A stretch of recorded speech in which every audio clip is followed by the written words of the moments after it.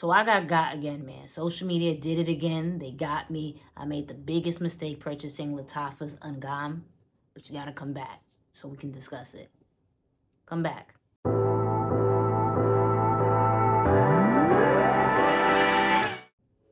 What's up, everybody? Welcome back to a brand new video of Smell Good with Jenna. I'm, of course, Jenna. Thank you so much for stopping by. You know what you got to do. Like, comment, follow, and subscribe. Let's get right into it. So, you've seen the video. You've seen the intro, rather. And this is not one of those clickbait things. Or maybe it is. But it's the truth. I felt like I got by social media again. I had FOMO when it came to this fragrance because everyone was talking about, oh, this is really, really good. I bought backup bottles, and I'm like, oh, shoot, if something is where you need a backup bottle, then maybe I need to get my hands on it before it starts to sell out. And yeah, the reason why I feel that it was a waste of money, or I was disappointed rather, because I have it already. I have Burberry Goddess. It's the same exact scent. Look, even down to the bottle, right? Obviously, there's a little bit different details, but down to the bottle, it's the same exact thing. But of course, FOMO, and you know how it is with social media. Like, influencers will tell you, you gotta get this, you gotta get this, when you don't have to actually get this. So that was my disappointment. But, you know, it's a gorgeous, gorgeous, gorgeous fragrance. Even down to the packaging, we can discuss. I tossed the box, so I don't have the box, but the packaging is beautiful. You see the music symbols on here. I wound up researching, like, what does Angham mean, if it meant anything in Arabic, but I noticed that there wasn't an actual meaning, but there's a famous, very, very popular Arabic singer of the name of Angham, so I don't know if this is paying homage with the notes on here, but I think that's a beautiful touch. You know, it's two different bottles in regards to details, but if I'm looking at it side by side, you can see, all right, we got the inspiration from Burberry Goddess. So just keep that one in mind. So listen, I get it. Although they're the exact same fragrance, I get it. People want affordable. So if you can get something at max $50 and it smells exactly like the designer fragrance that it's duping, of course, you would go with the inexpensive one. And listen, I got this for about $40 off the TikTok shop. And for it to smell exactly the same, yeah, I'd probably, if I didn't have Burberry Goddess and I knew the scent profile, would definitely go with this one. And you get bang for your buck. This is 100 ml, and you get all of this for $40. Whereas with Goddess, 100 ml at retail is $168, and that's before taxes. Yeah, I can see it, but it's something that you don't need both of them. It's either or. It's the same exact thing, even down to the notes. We can discuss it right now. You have in the top ginger, mandarin, and pink pepper, and then you have in the middle lavender, praline, cacao, and jasmine, and then in the base you have vanilla, amber, and musk.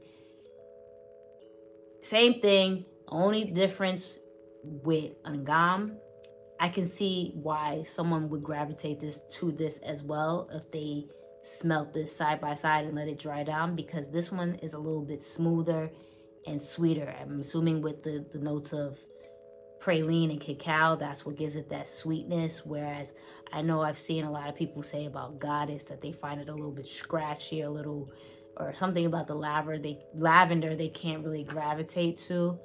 I didn't have that issue, but I can see how this one sprays a little bit better and is a little bit smoother. So those are the differences that you have. So if you want something that's sweeter and smoother, then I would definitely look at this one as opposed to this, outside of the pricing and everything. So keep that one in mind. So with my layering combo, as I mentioned, I literally wore Burberry Goddess the same week I wound up unboxing Angham. So I didn't want to use the same thing, but I will mention it just because, again, it's the same scent. And I think that would pair really, really well together. I wore with Burberry Goddess. I started off from Bath & Body Works, their aromatherapy line, lavender and vanilla. I think that's a great way to start your combo with this base, because obviously lavender and vanilla makes sense. Then I used, what did I use? Oh, from Skin Potion. I love Skin Potion's body butters. We have Dark Musk. If I remember correctly, it has bergamot, it has lavender and musk in it. I can't recall. But obviously with the lavender, I thought that's a great pairing. This one smells a little, no, this one honestly smells very unisex. So fellas, again, this is for everybody, but fellas, I think you guys would gravitate to Dark Musk because it does smell pretty masculine leaning. So there's that. So then I used that. After I used that, I wound up pairing with Burberry Goddess from Floral Street Wild Vanilla Orchid. I've mentioned this a couple of times on social media, and I believe in some of my videos. I think this is a great transitional fragrance for the summer to fall, because when it's still a little bit warm but cool, this shines really, really well. So I thought this paired beautifully with Burberry Goddess, and it was just such a long-lasting combo, right? A long-lasting scent, rather, excuse me. So again, since I wore this, I wanted to try something different. So I got an oldie but goodie from Bath and Body Works as well. Warm vanilla sugar. I used the body cream, the moisturizing body wash and the body cream. Can't go wrong with this one. It got that vanilla base going.